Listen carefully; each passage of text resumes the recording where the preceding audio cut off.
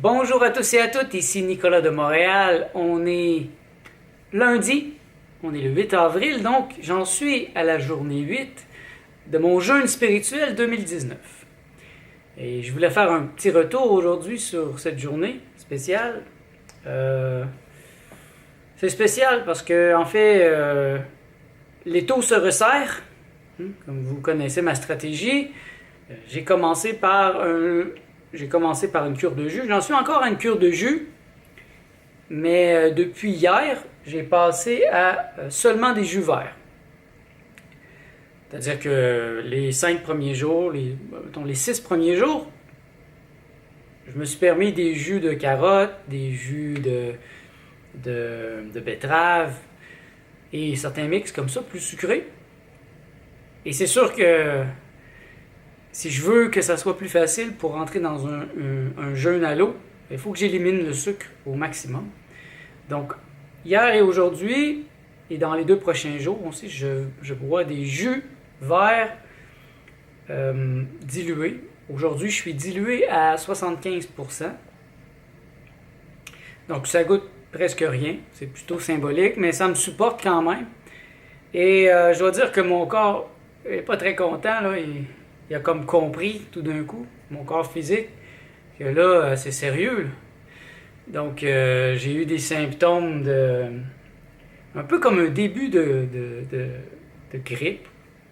Mais ça se développe pas comme une grippe, mais j'ai comme ici, les sinus pas bloqués, mais c'est dense, c'est un peu comme un début de grippe, mais et une fatigue générale. Donc, présentement, la phase dans laquelle je suis en train d'entrer, je suis entré de plein pied, c'est la cétose qui commence, donc la kétosis en anglais. C'est le corps, d'habitude, se nourrit de glucose, de sucre. Donc, même si j'avais une alimentation basse en sucre depuis 3 mois, il y avait quand même du sucre qui rentrait dans les ingrédients. Et là, il n'y a pratiquement plus rien. Dans mon jus, j'ai de la pomme, du citron, de la bétacarde, des cocombres, un peu de gingembre, c'est ça. Il est dilué à 75%, donc il y a pratiquement plus de sucre. Donc mon cerveau a commencé à changer son principe. Donc, au lieu de se nourrir des sucres extérieurs, mon corps commence à se nourrir des gras. C'est ce qu'on appelle la cétose. L'entrée dans la cétose. Et je pense que cette phase aussi a un terme, généralement l'acidose. Mais dans mon cas, ça s'est tellement fait doucement que je ne sens pas l'acidose. Par contre, Martha la sent vraiment beaucoup. Elle est passée d'une alimentation normale, végétarienne, au jeûne de jus. Et c'est très difficile pour elle. Elle est présentement en train de dormir. Moi, j'ai fait une sieste tantôt. Je me permets beaucoup de sieste. Donc, je prends ça relax. C'est des moments parfois difficiles. Hier, c'était un peu difficile. La nuit passée a été très difficile dans le sens que j'avais les sinus lourds. C'était pas bouché, là, mais c'était presque bouché. Donc, pour l'instant, je prends des médicaments homéopathiques pour rendre mon système immunitaire plus fort, mais dans 3 jours, c'est sûr que j'arrête tout. Donc, dans 3 jours, officiellement, 3 jours, c'est ça, le 8, 9, 10. 8, 9, 10. 8, 9, 10. Le 11, je commence officiellement la jeûne à l'eau. Donc, ça va être plus facile pour moi en même temps de se souvenir des jours. Donc, le 11, ça va être la première journée du jeûne à l'eau, qui va être un 40 jours cette année. J'y tiens vraiment, à moins que ça aille vraiment pas bien et puis que je suis en train de perdre la tête, mais je vais prendre une semaine de congé la dernière semaine du 40 jours, donc je vais être capable de... Ça va être plus facile si j'ai pas besoin de travailler, si j'ai pas besoin d'interagir avec le monde extérieur. Cette année, je pense que ça va être plus facile. On va voir, ça reste à démontrer. Parce que j'ai des nouveaux principes que je n'avais pas l'année passée. Donc, chaque année, j'augmente ma boîte à outils. Cette année, l'avantage, c'est le soleil. Vous voyez ici, c'est mon petit coin favori ces temps-ci. J'ai installé un bureau, une table qui monte à cette hauteur. Et vous voyez, je peux voir Montréal. Là, aujourd'hui, c'est embué. C'est une journée brumeuse, mais bien souvent, c'est une belle journée chaude avec du soleil. Même s'il fait froid dehors, ici, il fait chaud. Donc, je me mets nu et je médite. Ou je regarde à l'extérieur. Je mets mes roches. Je mets mes pierres. J'ai plusieurs pierres. Je les mets ici à charger. J'en ai d'autres dans ma chambre. Je les prends dans mes mains. Ces temps-ci, je suis très sensible aux cristaux, aux pierres. Et j'ai grand plaisir à passer du temps ici. C'est vraiment génial. Là, je suis au 29e étage et je vois le centre-ville de Montréal. C'est génial. L'année passée, j'étais dans un premier étage sur le plateau Mont-Royal et je voyais absolument pas de lumière, pas de soleil. C'était sombre, froid. C'était beaucoup plus difficile. Donc cette année, l'aspect du soleil que je vais prendre à chaque jour va m'aider beaucoup. J'ai commencé à aller au spa aussi. En bas, j'ai un gym. Moi, j'ai juste à descendre l'ascenseur et au niveau 0, il y a un gym. Donc, je peux m'entraîner. Donc, cette année, je vais m'entraîner un peu, légèrement, de moins en moins. Là, j'ai encore de l'énergie. Donc, cette semaine, probablement que je vais m'entraîner comme d'habitude. Mais plus je vais devenir faible, plus je vais diminuer l'entraînement. Mais je vais quand même continuer à m'entraîner. Ça, j'ai vu que c'était très important pour faire circuler la lymphe, circuler l'énergie. Marcher. Je vais m'efforcer d'aller marcher. Je suis tellement dans un bel endroit ici. Je suis au centre de tout. Et il y a le spa. Il y a un jacuzzi. Donc, c'est un spa sec. Vraiment, ça me fait du bien. Je suis allé depuis vendredi. Et c'est une belle découverte. Je suis heureux parce que ça fait sortir les toxines. Et après, je me sens mieux. Donc, je fais un certain temps dans le spa. Je vais prendre une douche froide. Après ça, je vais dans le jacuzzi. Après ça, je vais prendre une douche froide. Je retourne dans le spa. Et comme ça, je fais ça 3 fois généralement. Une bonne demi-heure pour l'ensemble. Et ça fait du bien. Le jacuzzi a des jets d'eau. Donc, je me mets sur les jets d'eau. Ça me fait des massages. Et je dois dire que ça devrait contribuer cette année à rendre le processus plus facile.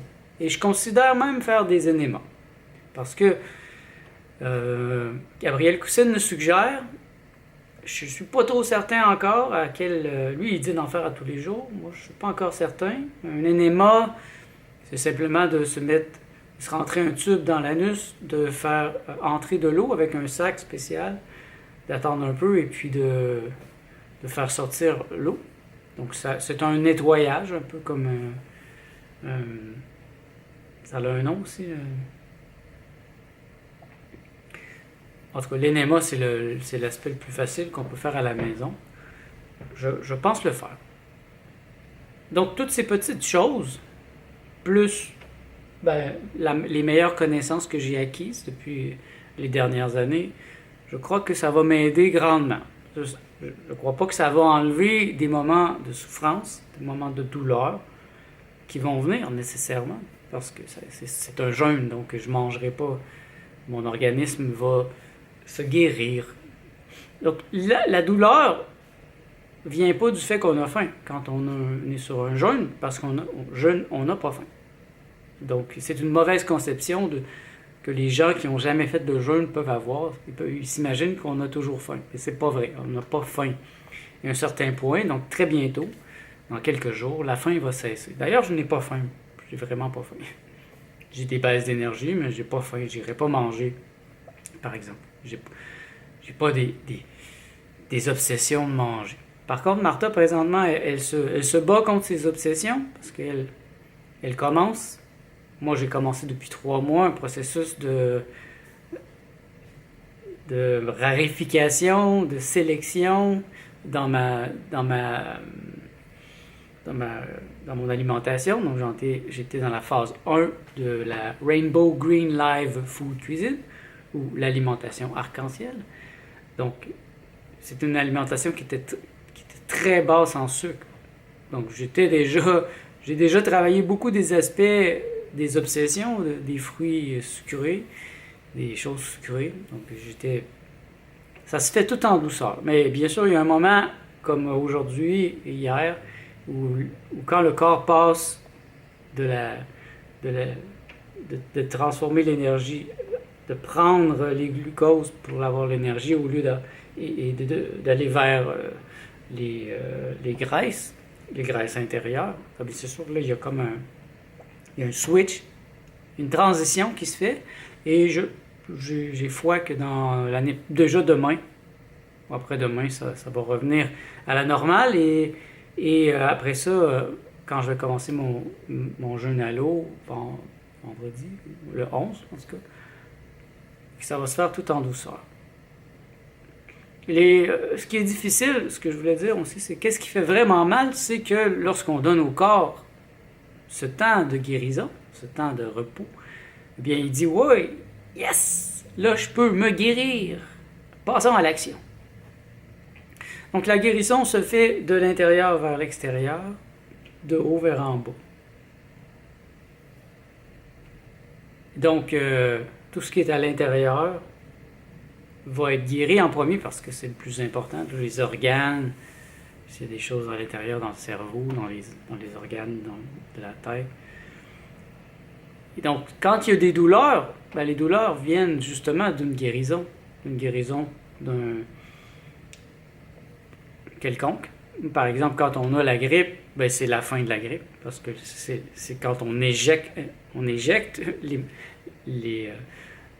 la grippe, en fait, la maladie, c'est qu'elle sort de nous. On a l'impression que c'est là qu'on est malade parce que là, c'est là qu'on souffre et puis on est tout enrhumé et puis on est bouché. Mais en fait, c'est le corps qui se débarrasse du microbe parce qu'il est en train de mourir. C'est la même chose. Et ça peut être grave dans certains cas pour des gens qui ont des graves maladies. Moi, j'ai vu des choses assez extrêmes de des gens qui ont des cancers, puis soudain, la peau se perce et le cancer sort, du mucus se met à sortir. C'est assez incroyable. Ou même une histoire que j'ai vue, c'est que quelqu'un qui avait eu une opération au nez quand il était jeune et il l'avait recollé avec de la colle, très chimique. Et là, soudain, son nez s'est comme percé ici, ça s'est ouvert, il a commencé à sortir de la colle. Il paniquait un peu. Ils ont fait analyser, ils se sont rendus compte que c'était ce qui avait été utilisé quand il était encore enfant. Donc c'était encore là. Et donc, il y a plein de choses dans mon corps que je n'imagine même pas. C'est pas des trésors cachés, c'est au contraire, c'est des choses qui pourraient éventuellement me rendre malade dans le futur et qui vont contribuer à me rendre faible et très malade. Donc j'affronte présentement avec courage cet aspect de moi. Je veux la vérité. Je suis un homme de vérité et je veux vivre dans la santé intégrale. Et je suis prêt à faire un 40 jours de jeûne à l'eau. Ok, ça va faire peut-être mal, mais moi je vais être en santé et je vais vivre très très vieux. Alors que la majorité des gens ont peur. Ils s'imaginent qu'ils sont en santé, ils continuent à manger comme des cochons, manger inadéquatement plutôt. Et puis un jour ou l'autre, ils tombent malades, ils ne comprennent pas, il est trop tard, et là ils paniquent. Moi je crois à la prévention, je suis présentement dans la prévention. Je dois vous dire, je ne suis pas vraiment malade, j'ai pas de maladie grave. Et c'est de la prévention que je suis en train de faire. À part peut-être, c'était un début d'hémorroïde que j'avais depuis une dizaine d'années, que j'ai quand même réussi à soulager avec ma nourriture crudivore, végétalienne. La douleur est partie, mais je sais qu'il reste encore quelque chose, donc je souhaite que ça se guérisse cette année. Mais peut-être que j'ai quelque chose d'autre à l'intérieur qui est en train de se préparer. Et je suis en train de contrecarrer la stratégie de destruction massive de l'appareil manipulateur plutocratique qui concourt à nous rendre malades depuis notre enfance. Hein. Depuis notre enfance, on nous programme à manger des choses qui n'ont pas d'allure. Franchement, ma génération, nous avons été le cobaye. C'est incroyable ce que j'ai pu manger. Je ne suis pas fâché contre mes parents, bien sûr. Ils ont fait de leur mieux. C'est toute une génération qui a été bernée avec la nourriture de confort. Hein, la nourriture de facilité. La facilité, c'est une fausse facilité. On va au supermarché et puis là, on achète n'importe quoi sans lire les ingrédients. Et puis il y a plein de produits toxiques, chimiques, préservatifs. À cette époque, les gens passaient sans même réfléchir, j'imagine. La majorité des gens. C'est sûr qu'il y a toujours eu des gens conscients. Mais j'ai été comme un cobaye. Et j'ai eu aucune colère. Moi, j'ai fait mon travail et je comprends que ça me ressemble. Si je suis né à mes parents, si je suis né dans cette famille et que j'ai mangé ces choses-là, ça m'a ressemblé. Mais ça ne me ressemble plus. Ça, c'est très clair pour moi. Donc, jusqu'à la fin de mes jours, je ne pourrai jamais revenir en arrière. Je ne pourrai jamais manger du craft dinner, manger des marques qui n'ont aucun sens et qui ne croient pas à la santé de leurs clients. Mes parents ont grandi sur des fermes, tous les deux. Ils avaient des vaches, des animaux, des cochons, des poules, des potagers, des pommiers. Et donc la majorité de leur alimentation provenait vraiment de leur terre. Et c'est leur enfance qui a été très bonne pour eux. Alors que la mienne, c'est complètement une nourriture dénaturée. Et je pense que c'est important de faire un examen de ce qu'on mange, parce que dites-moi ce que vous mangez, et je vais vous dire comment vous pensez. C'est évident. Si vous mangez n'importe quoi, vous pensez n'importe quoi, vous acceptez n'importe quelle idée, vous ne l'analysez pas de proche, vous ne la remettez pas en question. Moi, j'ai tellement tout remis en question qu'à ce point de ma vie, pour être en santé, je crois profondément qu'il me faut être crudivore. Crudivore à 100%. Bon, crudivore à 99%. Je me donne quand même un petit pourcentage d'ouverture. C'est petit quand même, mais 1%, ça fait comme un repas par semaine, de temps en temps.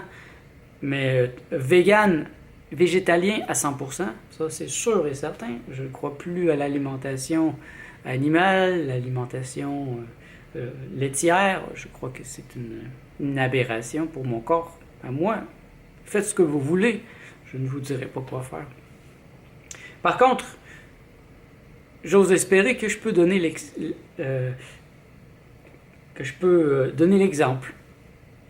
Et je crois que c'est la moindre des choses que je peux faire si je retrouve une santé florissante. Comme je vous dis, je n'étais pas en mauvaise santé. Mais disons que je commençais un peu à avoir peur d'avoir le cancer. Pourquoi? C'est partout dans la société. Et je dois vous dire que je n'ai plus peur. Je n'ai plus peur. Plus du tout. Et parce que je sais que maintenant, j'ai un moyen pour contrecarrer la pollution, la toxicité de la nourriture. Et à chaque année, je vais faire un 40 jours de jeûne à l'eau. Mais je pense même qu'à tous les années, je ferai mon plan spirituel au complet. Vous pouvez le télécharger ici, dans la description, si ça vous intéresse d'en savoir plus, parce que le plan de nutrition spirituelle, eh bien, ça comprend bien sûr la nutrition au centre, mais aussi une pratique spirituelle pour élever la vibration, pour faire en sorte qu'il y ait plus de résultats, plus de conscience. Le but est d'atteindre l'éveil, la libération. Et quoi de plus facile, et en même temps quoi de plus difficile, que de se libérer du joug de l'alimentation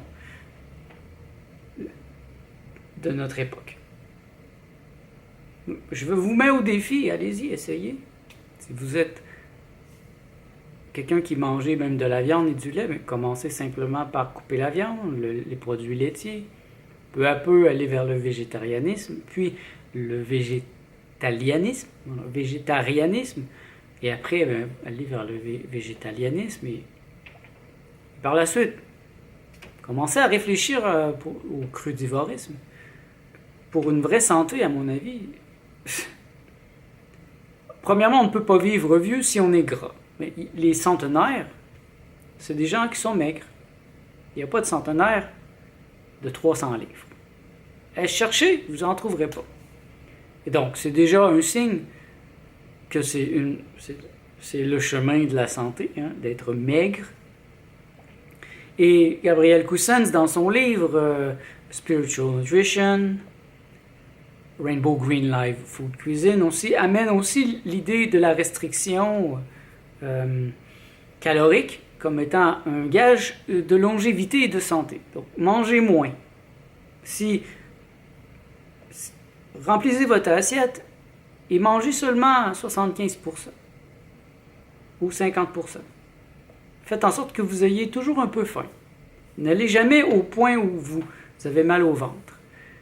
Et ça a été démontré sur plusieurs animaux, des expériences scientifiques qui ont été faites sur des rats, par exemple, qui ont été en restriction calorique, et les rats normaux qui mangeaient de la nourriture normale. Et ceux qui étaient en restriction calorique vivaient beaucoup plus vieux. Le double, si ce n'est pas le triple. Donc, si vous voulez vivre en santé, heureux, en paix, ben voilà une méthode simple. Moi, je vous demande pas d'acheter des produits que vous comprenez pas. Je vous invite à manger des fruits et légumes, des graines, des noix, des algues, des choses simples dans leur état naturel, sans cuisson. Et puis pourquoi pas plusieurs fois par année ou quelques fois par année faire des cures de jus ou un jeûne à l'eau, comme moi je suis en train de le faire. Vous allez voir les résultats. Pour moi-même, ça va être une surprise. Donc, disons que je suis encore en voyage, je suis dans l'avion. Je dois dire que je prends je symbolise cette cure, ce jeûne spirituel, un peu comme un voyage vers Shambhala. Je vous en reparlerai un peu plus cette semaine. Shambhala, vous pouvez aller voir sur Wikipédia. Il y a déjà de l'information sur Shambhala, qui est un pays spirituel, un endroit très spirituel, non physique, dont j'ai appris l'existence par Daniel Meroy, mais dont Madame Blavatsky parle aussi. Donc, je suis en voyage vers ça. Donc, la première étape, c'est de prendre l'avion, me rendre au Tibet. Et donc, le 11, j'atterris au Tibet et je commence à monter l'Himalaya. Et au sommet de cet Himalaya, je devrais trouver une porte qui va m'emmener vers Shambhala. C'est à voir. Je vous invite à faire cette aventure avec moi, à m'envoyer vos bénédictions. Merci d'être à l'écoute. On se revoit pour la suite de l'aventure.